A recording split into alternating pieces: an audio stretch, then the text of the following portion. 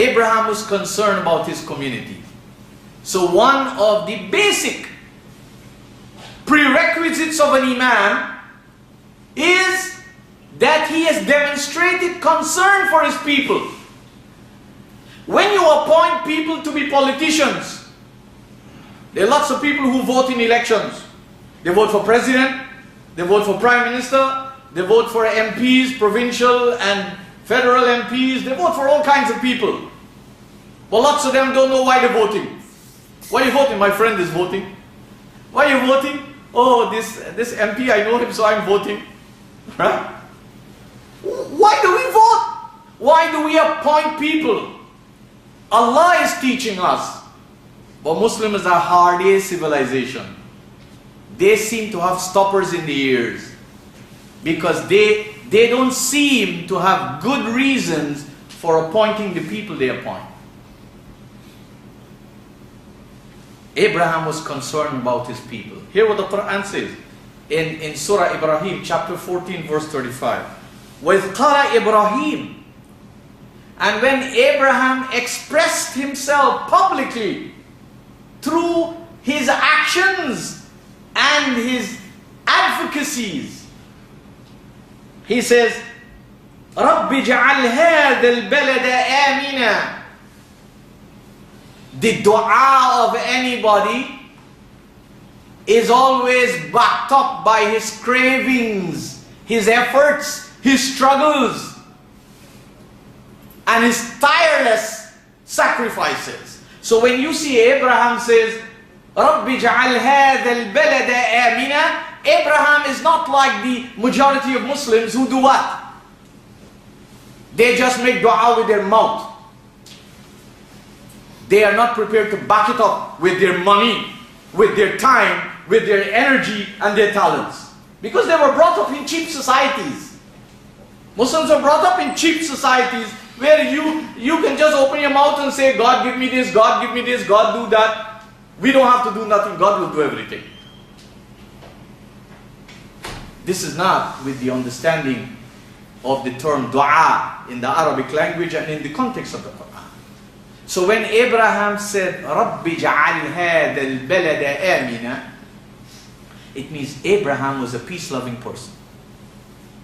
Abraham believed in peace, believes in safety, believes in security, and he was committed to give that assurance to his neighbors, to his fellow people, to the wayfarers, and to the strangers. So he says, رَبِّ جَعَلْ هَذَا الْبَلَدَ آمِنًا. It means he and his community were committed to these concepts. It cannot be just something coming out of their mouth. The du'as of Muslims that they hear very cheaply is what the mouth says. And dua is very cheap. You can make dua, I can make dua. But if I say, with this dua you're going to put $50 here, then you see many of us pull back our hands. With this dua you're going to give two hours of your week to learning. You'll see, I'm not making dua now, I'll make later on. You see, the cheap religion is what we inherited from our communities. Whether we like it or not, that's the fact. And that we keep hearing week after week, wherever we go, unless you are lucky in the world to hear sense. Because why? It's easy for people to tell people something which they like and feel nice about, but they get nothing. Rather than tell them something that breaks them to the wall of their own life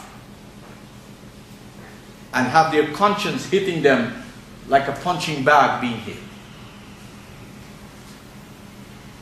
But here's the other concern of Abraham. As an imam, he believed in peace, he believed in safety, and he was committed to give this to others.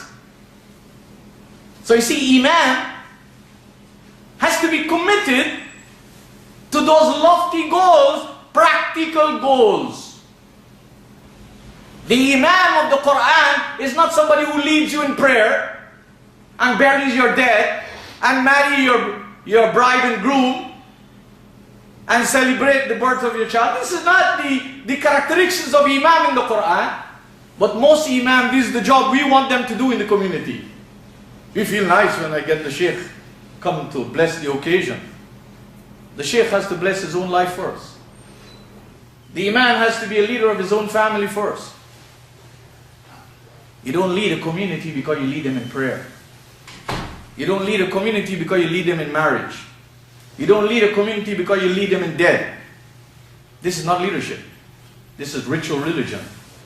And Muslims like ritual religion rather than dynamic leadership. Abraham was also concerned. He says, وَجُنُوبُنِي وَبَنِيَّ. This word, I don't want to dwell much on it. Muslims translate this and keep me far away. وَبَنِيَّ, and my offspring. Based on the Qur'an, Abraham had only 2 children. This Baniya doesn't fit here according to the Arabic language. Because the word Bani has other meanings. But we generally take one meaning, as I told you. In many ways, we are altering Christianity in many ways. What Abraham was saying to his Creator, he was expressing his commitment to life. That he and the nation builders of his community were committed to a peaceful life, a safe life, a life that would keep dangers and vulnerability far away. And they were prepared to give those same consideration to others. وَجُنُوبْنِي وَبَنِيَّ. This word bana, yabni, from which both building, bina, comes from. If you know the Arabic language, bana, yabni, it's the root of the word bina and the root of the word bani. How I will translate it, to me it makes dynamic sense. And Abraham expressed his commitment before his Creator. He said, "Oh Allah, this is my commitment. With all of my heart and all of my mind and all of my might. You help me in what is beyond me. No human being can give more than he can humanly give. But beyond what I can humanly give and you can humanly give is really what's figuratively with the resources of Allah. What we say, in the hands of Allah. I don't mean physical hands." So Abraham says, وَجْنُبُنِي, help me, وَبَنِيَّ, not my offspring.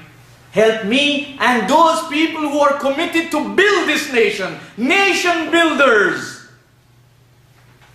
Help me and the nation builders and وَجْنُبْنِي وَبَنِيَّ أَن نَعْبُدَ الْأَصْنَامِ, that we don't even get in the arena of stumbling into the obedience of Asnam. And what is Asnam? Asnam doesn't mean an idol, a physical statue. It means any powerful force in life, whether material or abstract, that caress and arrest our attention in such a way that it snatches us away from the path and guidance of divine loftiness. Let me repeat that. Asnam is the plural of sanam. And the mundane translation of that is an idol. And when you tell somebody about an idol, they think of a physical statue. People who make physical statues, for example, if they want to reflect their perception or their understanding, they will reflect a picture like that. And they say these things, we don't really obey them, but they remind us of God. And they bring us very close to God.